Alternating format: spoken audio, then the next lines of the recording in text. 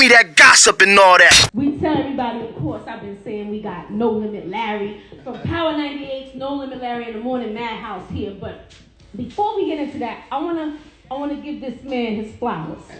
I wanna give him. Listen, you gotta give people their flowers while they're there. You dying every day, bitch. Especially around me. So please, whatever y'all do, please, just I think I'm gonna lose it if somebody else goes.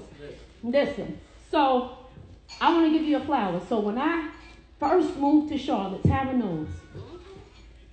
Larry, outside of Tara, Larry was one of the first people I met, right? And I already had this stigma in my head about people from down south. Because for the few months that I was here, no shade, it's my reality. I just felt like people from Charlotte didn't receive me the way New York received me. So I'm like, what the fuck going on? What am I doing wrong? But I met Larry. And Larry received me in the way that my motherfucking New Yorkers received me. Okay. And no lie, it was instantaneous connection. Mad cool. I don't want you to interrupt the flowers. Okay? This man has provided opportunities for me in Charlotte that nobody else afforded me. Now, I could make a phone call in New York and be like, yo, I need to get this done. Out here, who can I call? I'm going to call Larry. I'm going to call Larry, and you know what the fuck? Larry makes it happen for me. You know, and a lot of people are, you know, they have this thing with women and men being friends. This is my fucking friend, for real. Right. Like, I can call Larry and be like, Larry, I know you on the radio right now. Can I link with you? I gotta run something by you. And right or wrong, Right. he'll be like, yo, meet me 4:30 and we'll talk about it. And I have vented to Larry on a number of occasions about a number of things. But it all attributes to who he is as a person. Yeah. Because, not for nothing, but he's the mayor of Charlotte. Let's keep it a buck. He's on the #1 morning show in Charlotte, North Carolina. He don't have to make time for me. He don't. But he does. And so I love you and appreciate you, brother, for that. So I'm giving you your flowers. But we got Power 98's No Limit Larry in the Morning Madhouse. Larry Menz in the motherfucking building. Yeah. The whole government name. Yeah. Well, I appreciate you. Thank you. And, you know, it was real easy for me to connect with you because you was real genuine. Thank you. Yeah, no, you know, because I knew, like, you see people on TV, you see them online, and I didn't have a preconceived notion, but I did, like, you know, New Yorkers sometimes are standoffish. And I went to school with New Yorkers. Okay. At John C. Smith. I did. There's a lot of New Yorkers that go to John C. Smith. Okay. But for me, I was always cool with them. We was always cool. Like, one of my best friends at John C. Smith was a guy by the name of Juan Booker. Okay. Like, me and Juan competed on everything, but it was always like a cool competition. Right. And they always received me. So when we met, it was just like, yo, like, you was just like big sis. Yeah. You was like big sis, and you was always authentic. And then at the time you was married, and you know your husband, he was like, listen. He had to throw that in.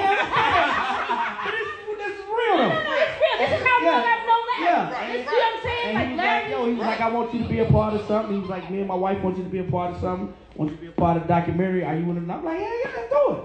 And then we made that connection. Then you was like, look, I want to put you on this 50. Let's do it. Yeah. So like for me, that's real easy when somebody comes at you real genuine. It's easy to be genuine back. So I appreciate you just as much as you appreciate me because, and then you know, just you know the connection with 50, like you know 50 on a very, very personal level. I met him like 3 times, but every time I've met him, he's always been the same exact person. Mm-hmm. The same. He took us out to Vegas and he treated us like we was one of the G's. Right. Like he really took care of me and Church. Like he really took care of us. Okay. When he came to the station, he was really like hands on deck. Man, I want y'all to go to strip club. And you know, 50 is a different type of dude. Yes, so he if he mess with you like, oh, okay, yeah. You got to pull with him back. Because he really, to me, I mean, you know him more personally than I do, like I said, but to me, he just don't fool with a lot of people. So if he fool with you, then that means y'all got some type of connection. Yeah, definitely. So, another documentary. That documentary did very well. It was a Craig Mack documentary. Yeah. And we also did the Rakim. The Rakim. So you're in all of those. Well, thank you. I appreciate that. You're in all of those. You're in all of those. But you know that situation is no longer. No disrespect, but I am not married. Okay. I said when you was. Right. But that's how far back we Yeah. Yeah. Damn, how long was Like that. It's going on 3 years. I've been divorced. And But I knew you before. Right. So Yeah. it's about maybe 5 years. Yeah. Maybe 5 years. How long you been down? August will make 6. Yeah. So it might be longer. Yeah. I mean, Larry came to the house to do it. He was Yeah. like, "Yo, we out here. I'm coming through." Pull up on him. Yeah, he pulled out. Pull up. Man. What's up? What's poppin'? But it was a good situation. From what? I don't know what you're talking about. That was a good situation. But we on live. We can't do that. Oh, I'm sorry. Yeah. I was being shown. I didn't know I was being shown. You are all Definitely on that camera over there. Right. I just watch. Yeah. So, but let's talk about it. You're on the #1 morning show for Charlotte. Let's talk about where your journey started and what made you want to get into doing radio. Man, my journey started when I was a kid. Honestly, you know, my mom always instilled in me, like, if you want to change the situation in what we got going on, you know, growing up in the projects is very different. You know, you don't, like, I think Shannon Sharp said it today. You don't thrive off the doubters. You thrive off the people that you want to see help change the situation. So for me, it was like I want to take care of my family. I want to make sure my brothers and my sisters eat. I want to make sure that, you know what I mean, one day we can live in a house. You know, growing up in an apartment is much different than living in a house. Oh, I know. So I know for a fact. it's much different. So I mean, for me, it started when I was a kid, and my mama just told me, like, if you want to change the situation that we're in, then you got to go get your education. And she kept telling me that over and over and over and over and over and over. So then she started with, you know, she started asking, like, what kind of work you want to do, what you want to do. I actually wanted to be an actor. So I told my mom that. I said, I want to be an actor. And she actually got me with some guys who were into stage plays. So I started doing stage plays when I was in the 7th grade. Okay. I was on a national tour in the 7th grade. So I didn't even know radio was a real job. I never thought it was a real job until I got to college. I was like, damn. So I wanted to be an actor, and then after that, I wanted to be a sports commentator. You know, we see people on TV. You know that's real. For radio, it's like you hear people on radio, but it never registered to me like, damn, is somebody really on there really doing radio? Right. So until I got to college. So, but all through school, I took everything like with entertainment, acting classes. I took journalism. I took yearbook staff. And I was great at it. Like every time, every year in those classes, I always made great grades in those classes in English and speech and I think that's public dope. speaking. So yeah, so that's my journey started when I was a kid, and then when I got to John C. Smith, I was a business major first. My first freshman year, I started as a business major, and I didn't like it. Like, it was boring. Business. Salute to anybody out there who do business. Shouts to administration. DJ Envy. He got his business. That shit is boring. It's boring. And I couldn't take it because my personality is so spontaneous. Yeah, it is. And I'm all over. I'm like, yeah, I got to do something. And I'm sitting in these classes. I'm like, man, college is supposed to be fun. Where's the fun part of college that everybody talking about? And I couldn't see it on the business side. So I met with my counselor, and she was like, well, what was you good at in high school? Like, what would you love to do? And she looked at my transcript, and from high school, she said, you need to be in communication. Okay. I was like, what the hell is that? She was like, TV and radio, damn it. I was like, Sign me up. Sign me I was up. like, sign me up. So she walked me into the communications department at John C. Smith, and I never left radio since that day. Wow. Nice. Yeah. That's dope. That is dope. I'm from Charlotte, born and raised. I'm probably one of the few Charlotte. He's a unicorn. I'm like, you know, we got implants here now, so. Yeah. But we I would be that implant. That's the first for this show. To have He's someone an here. implant. I'm an We're implant. pretty- But you know, Right. I'm born and raised here, straight out the dirt and rocks. I done lived on every side of town, so a lot of people that see me now, we either grew up together or played football together or played basketball together or fought together, whatever, you know what I mean? But we, you know, so they know me from back then. Right. And a lot of people know me by my nickname. I ain't gonna tell you that. Well, let's hear her. Come on, we gotta know what the nickname is.